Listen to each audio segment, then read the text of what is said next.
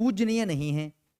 और तीसरा सबसे विवादित जो इनका बिंदु है वो क्या है, तो वो देखिए, वो है संबुक वध।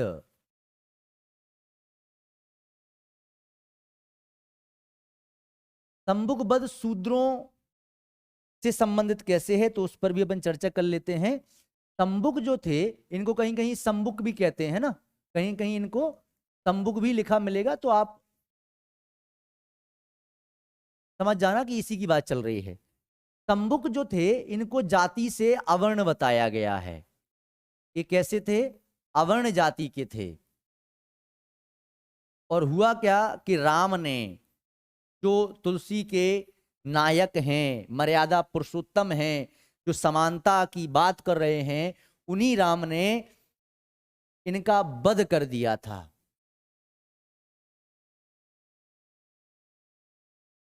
वध करने का कारण क्या था, क्योंकि अगर वध किया है तो वध करने का अगर कारण उचित हो तो राम फिर शूद्र विरोधी नहीं हुए। लेकिन हाँ, अगर वध करने का कारण उचित नहीं है तो वध करने का कारण बताया जाता है कि ये शिव भक्त थे और भक्ति करने का अधिकार शूद्रों को नहीं था, और इसी कारण से राम ने इनका वध कर दिया था। अब ये प्रसंग हमको कहां मिलता है, तुलसी की राम कथा में नहीं मिलता है। लेकिन वो तो सीधी सी बात है कि तुलसी की राम कथा में भले ही ना मिले, लेकिन बात तो यही आएगी ना कि राम काव्य धारा अवर्णों के विरुद्ध में थी, तो राम काव्य धारा में तुलसी तो है ही है, संग में रामायण लिखने वाले वाल्मीकि। तो ये प्रसंग कहाँ मिलता है हमको, रामायण।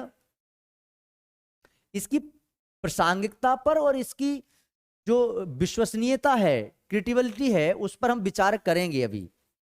रामायण के उत्तरकांड में मिलती है ये कथा, दूसरी जगह और मिलती है। ये भवभूति ने ग्रंथ लिखा है उत्तर रामचरित, इसमें भी ये कथा मिलती है। तो ये कथा क्या है, थोड़ी सी कथा सुन लेते हैं, फिर इसका निष्कर्ष निकालते हैं कि ये क्या है सब कुछ। हुआ क्या, रामराज्य स्थापित हो गया है, राम राजा हैं, और राम के राज्य में एक ब्राह्मण के पुत्र की अल्प आयु मौत हो गई है। अल्प आयु में या अकाल मृत्यु जिसे हम कहते हैं, वो अपनी जीवन पूरा नहीं जी पाया और उसके पहले उसको काल ने ग्रस लिया है। अब वो अपने पुत्र का ऐसा सब उठाए महाराज राम के दरबार में आया है, दीन पुकारते हुए। उसका पुत्र मर गया है, अकाल मौत, उसकी मौत हो गई है।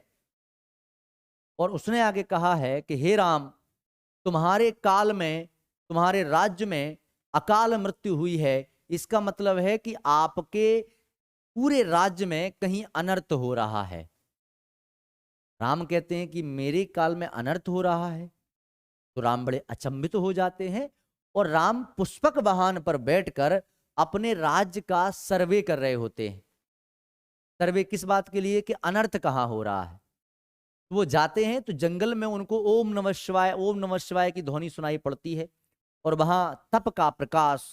तो वहां वो पहुंचते हैं तो एक व्यक्ति पेड़ से उल्टा लटक के, पैर से उल्टा लटका है डंगा उस पर डाली पर, और भगवान शंकर की पूजा कर रहा है या तपस्या कर रहा है।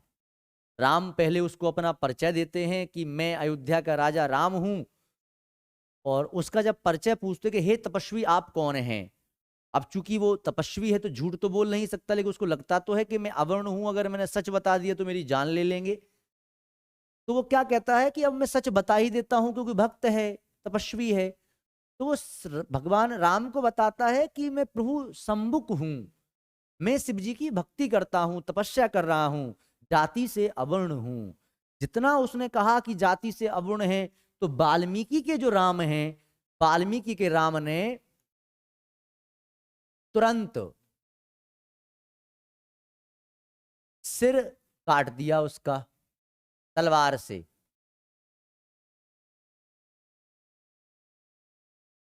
काय से काटकर, तलवार से, है ना। ये भी वर्णन मिलता है कि तलवार से तुरंत काट दिया। यही अनर्थ हो रहा था, एक अवर्ण भक्ति कर रहा था, भक्ति करने का अधिकार अवर्ण को है ही नहीं, शिक्षा लेने का अधिकार अवर्ण को है ही नहीं। यहां भभूति के राम द्वंद्व में फंस गए हैं, मोरल डिलेमा में यहां फंस गए हैं। कौन? भभूति के राम। लेकिन कुछ क्षणवाद, कुछ क्षण सोचकर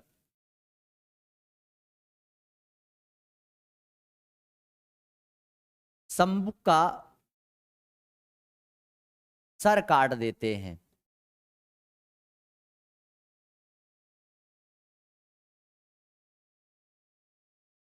यहां सर काय से काटते हैं? तलवार से ही काटते हैं। ये मैं तलवार क्यों आप पर जोर देकर बता रहा हूं, इसका संबंध है, अभी बताऊंगा। इस प्रसंग को तुलसीदास जी ने नहीं लिखा है। खैर, ये नहीं लिखने से तुलसीदास जी प्रगतिवादी विचारधारा के हो गए हैं कि अगर कोई सी अवर्ण के बारे में ऐसी बात कही है तो नहीं लिखना चाहिए था। दूसरा, तुलसी के राम लोक मंगलकारी हैं, आदर्श हैं, मर्यादा पुरुषोत्तम हैं, इसलिए इस प्रकार के कार्य उन पर सुशोभित नहीं होते, इसलिए इसका और उल्लेख उनने नहीं किया है। अब यहां तक तो ठीक बात है, लेकिन राम और तुलसी या राम काव्य धारा में इतनी बातें अवर्णों के विरोध में कही गई हैं, मुझे लगता है इतनी काफी है अवर्णों के लिए। ए और ए तो बात वही है। मैं फिर बताता हूं कि जो शंभुक वध की कथा है ये प्रमाणिक नहीं है, ये बड़ी समस्याओं से ग्रसित कथा है। इसके प्रमाणिक ना होने के कारण बताता हूं मैं। शंभुक वध प्रमाणिक नहीं है।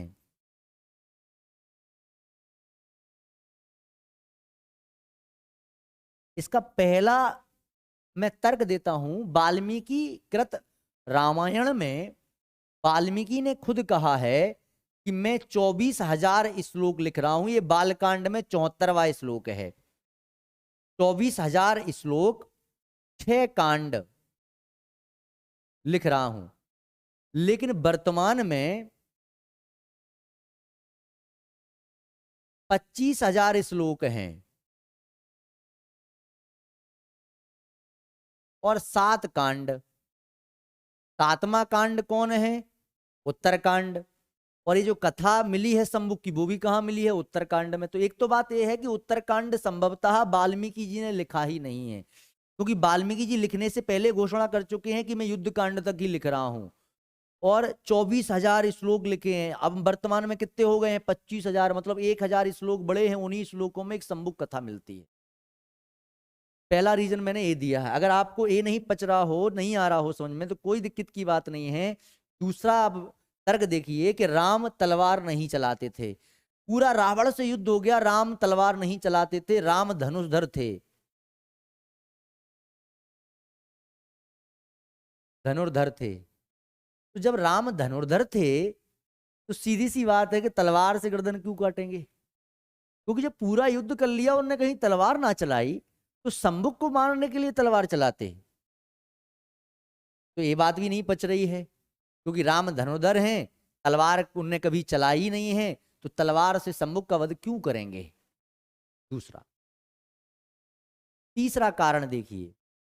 तीसरा कारण ये है कि राम ने लंका कांड में ही, लंका कांड में, वाल्मीकि की जो रामायण है उसके लंका कांड में पुष्पक वाहन कुबेर को दे दिया था। तो उनके पास पुष्पक वाहन उत्तरकांड में था ही नहीं। एक तो ये भी है। जब पुष्पक वाहन उत्तरकांड में था ही नहीं, तो सीधी सी बात है कि पुष्पक वाहन पर बैठकर कैसे गए? ये भी समस्या है। तो इसलिए कहते हैं शंभुक वध बड़ा विवादित प्रश्न है। लेकिन हाँ, उल्लेख तो करना पड़ेगा। लेकिन आपको यह भी बताना पड़ेगा कि इसकी तार्किकता पर, इसकी सत्यता पर, इसकी क्रेडिबिलिटी पर संदेह है, डाउट है, क्लियर नहीं है। कुछ तत्व बताते हैं कि ये हकीकत है, कुछ बताते हैं कि झूठ है, कुछ कहते हैं विक्षिप्त कथा है, बाद में किसी ने जोड़ दी है। और हमको भी पक्ष में और विपक्ष में दोनों तर्क मिलते हैं, इसलिए इसको सत्य मान पाना कठिन है। तो ये तो शूद्रों के विरोध में हो गया। अब समर्थन में देखिए,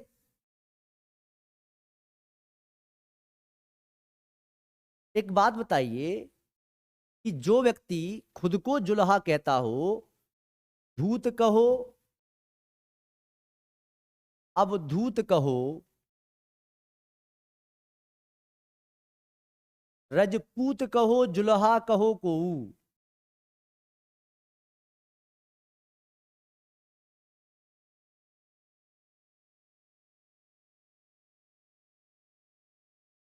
काहू की बेटी से बेटा ना ब्याहवे। तो सीधी बात तुलसीदास जी क्या कह रहे हैं कि आप मुझे धूत कह दो। धूत मतलब होता है दुष्ट। अपन कहते हैं ना तुम बड़े धूत व्यक्ति हो यार, तो धूत मतलब क्या हो गया? दुष्ट। अब धूत का मतलब होता है अघोरी। अघोरी सबसे निकृष्ट माने जाते हैं क्योंकि ये नहाते महाते नहीं है, भक्षा भच्च खाते हैं। राजपूत क्षत्रिय कह दीजिए, या जुल्हा। जुल्हा अवर्ण होते हैं, अवर्ण कह दीजिए। मुझे किसी की लड़की से अपना लड़का ब्याहने नहीं जाना है, ना लेवे को एक ना देवे को दो, मांग के खावो मस्जिद में सोवो। बात ही खत्म कर दी।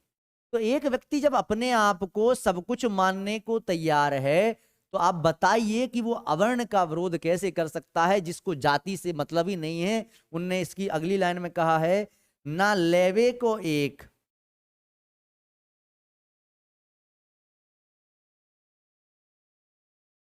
ना देवे को दो।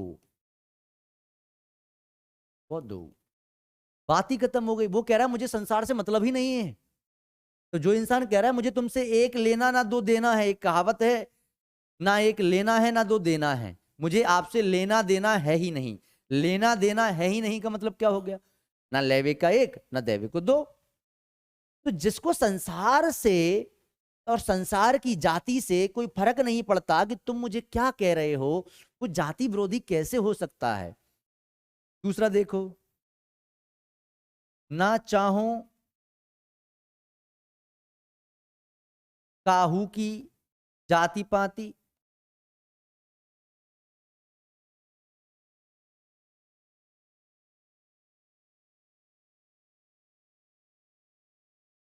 ना चाहो मेरी जाति पाति। ये कह रहे हैं कि ना मैं किसी की जाति पाति चाहता हूं पूछना और उससे काम करना, और ये भी मैं चाहता हूं कि कोई मेरी जाति पाति भी ना पूछे और ना ही उससे कोई मतलब रहे। तो वो कह रहे हैं कि मुझे किसी की जाति पाति से मतलब ही नहीं है। तो जब किसी की जाति पाति से मतलब ही नहीं है, तो कोई इंसान क्यों कहेगा ऐसी बात? ये भी तुलसीदास जी की ही पंक्ति लिख रहे हैं अपन भी। और देखते हैं और इनने क्या समर्थन में कहा है। जो इंसान ये कह रहा हो अल्फ मृत्यु नहीं कब नेहु पीरा,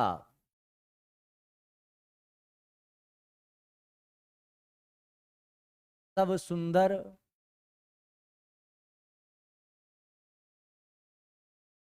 तब ब्रुज शरीरा,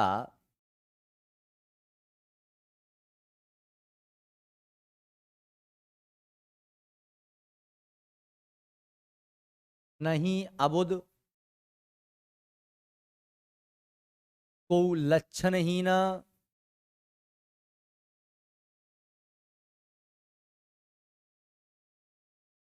नहीं दरिद्र को दुखी न दीना। देखिए आप कहेंगे सर इसमें तो समर्थन कुछ दिख नहीं रहा है, लेकिन देखने का प्रयास करेंगे तो दिखेगा। तुलसीदास जी क्या कह रहे हैं कि कोई अबुद्धि नहीं है। अब यहां पर बात ये नहीं चल रही कि कौन बुद्धिवान है कौन अबुद्धिवान है। तुलसी क्या कह रहे हैं, राम राज्य में कोई भी बिना पढ़ा लिखा नहीं है। अबुद्धि का मतलब होता है शिक्षित, अबुद्धि का मतलब अशिक्षित। तो क्या कह रहे हैं, नहीं अशिक्षित को, और कोई भी लक्षण के हीन नहीं है। लक्षण मतलब होता है नैतिकता या आदर्श या मर्यादा, और कोई भी मर्यादा के विहीन नहीं है। ना ही कोई गरीब है,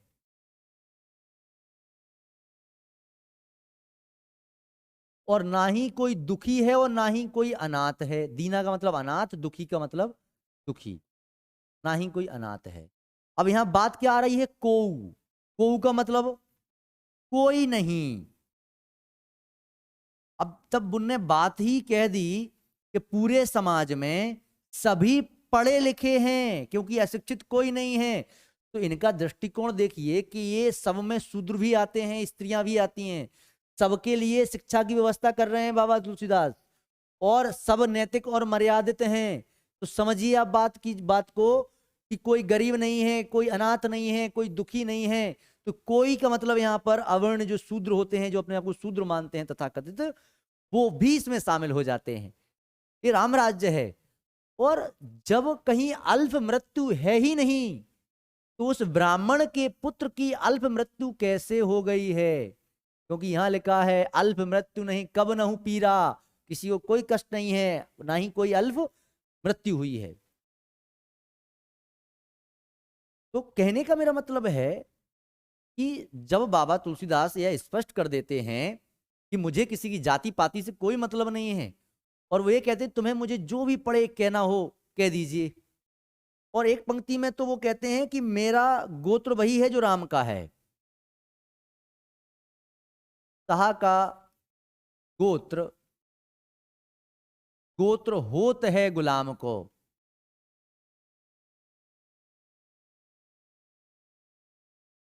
मतलब मेरा गोत्र क्या है? तो मेरा गोत्र तो मेरे मालिक का ही गोत्र है, जो मेरा मालिक है शाह राजा राम।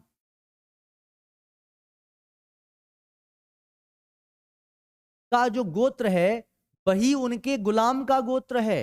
गुलाम कौन है यहां पर? तुलसी हैं। अगर ये ब्राह्मणवादी सोच के होते तो अपने आप को ब्राह्मण मानकर गुलाम नहीं मानते। गोत्र मतलब जाति मान लीजिए वर्तमान में। तो मेरी तो वही जाति है जो राम की है। और वो क्या कह रहे हैं कि राम राज्य विषमता खोई। राम राज्य में विषमता है ही नहीं। जिस राज्य में विषमता नहीं है, विषमता का मतलब होता है समाज में कोई अंतर बचा हो, लोगों में कोई अंतर ही नहीं है, तो का स्त्री, का पुरुष, का शूद्र, का